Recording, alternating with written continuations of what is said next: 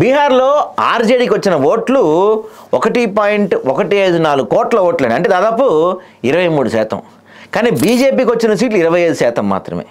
బీజేపీకి వచ్చిన ఓట్లు కూడా దాదాపుగా 1 కోటి ఎన్నో ఉన్నాయి, అంటే 20%. కానీ వచ్చిన సీట్లు ఎన్ని? 89%.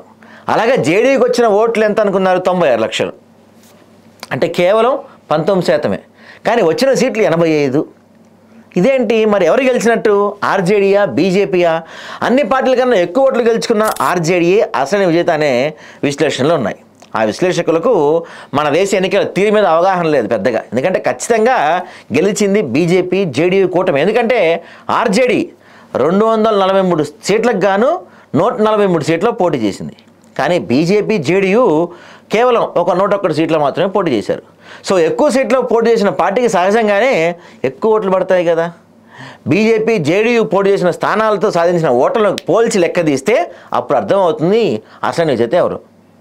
143 సీట్లో పోటీ చేసి ఆర్జేడీ 23% ఓట్లు వచ్చినాయి. సగటున ఒక్కో సీటుకు 16% మాత్రమే. కానీ బీజేపీలో 101 సీట్లలో పోటీ చేసి 20% ఓట్లు సాధించింది. అంటే సగటున ఒక్కో సీటుకు 19% పైగా ఓట్లు జేడీయూకి కూడా అంతే వచ్చాయి.